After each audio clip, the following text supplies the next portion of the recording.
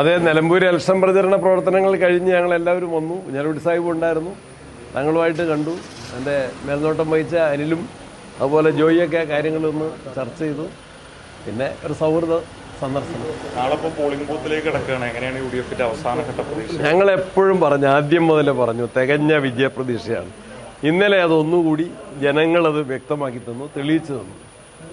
പ്രവർത്തകരുടെ ആവേശം, വോട്ടർമാരുടെ താല്പര്യം, ഇതെല്ലാമാണ് റെക്കോർഡ് ഭൂരിപക്ഷത്തിൽ UDF അവിടെ ജയിക്കും. CPMന്റെ സംസ്ഥാന സെക്രട്ടറി MV ഗോവിന്ദൻ RSSുമായി ഒരു ഘട്ടത്തിൽ സഹായിച്ചിരുന്നു എന്ന് പറഞ്ഞ പരാമർശം വലിയ രീതിയിൽ ചർച്ച ചെയ്യപ്പെടുന്നുണ്ട്. എന്താണ് അതിനോടുള്ള പ്രതികരണം? അതൊരു സത്യമാണ്. RSSുമായിട്ട് പരസ്യബന്ധം CPM ഉണ്ടാക്കിയിരുന്നു. അവരുടെ രാഷ്ട്രീയ കാര്യങ്ങൾ അവരെപ്പോഴും ഉയർത്തിയിട്ടുള്ളത് അന്ധമായ കോൺഗ്രസ് വിരോധത്തിലാണ്. എല്ലാ കാലത്തും ഇന്ത്യയിലെ കോൺഗ്രസിനെ എതിർക്കുക, പ്രത്യേകിച്ച് കേരളത്തിൽ നിന്ന് കോൺഗ്രസ് വിരോധം അവർ നന്നായിട്ട് പ്രചരിപ്പിച്ചു. അതിൻ്റെ ഫലമായിട്ടാകാം പലപ്പോഴും ഒളിഞ്ഞും ചില സന്ദർഭങ്ങളിൽ തെളിഞ്ഞും RSS BJP ബാന്ധവത്തിൽ CPM ഏർപ്പെട്ടിട്ടുണ്ട്. അത് വളരെ പ്രകടമാണ്.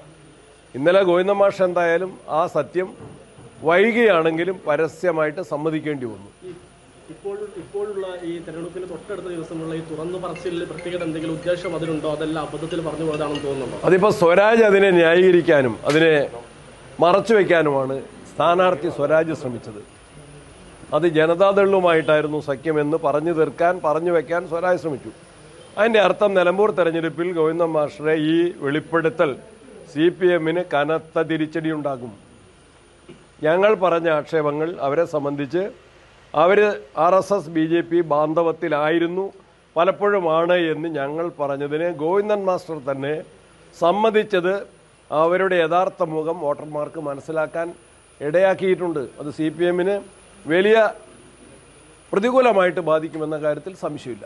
CPM ആയുധമാക്കിയത് ജമാഅത്ത് ബന്ധമാണ്. അതിന് കൃത്യമായി മറുപടി പറയാൻ സാധിച്ചിട്ടുണ്ട്. എപ്പോഴും കൃത്യമായിട്ട് മറുപടി പറഞ്ഞിട്ടുണ്ട്. അവർ തന്നെ ഇപ്പം ഞങ്ങൾക്കെതിരെ ആക്ഷേപം ഉന്നയിച്ച് അവർ തന്നെ പുലിവാല് പിടിച്ചിരിക്കുകയാണ്, CPM തന്നെ.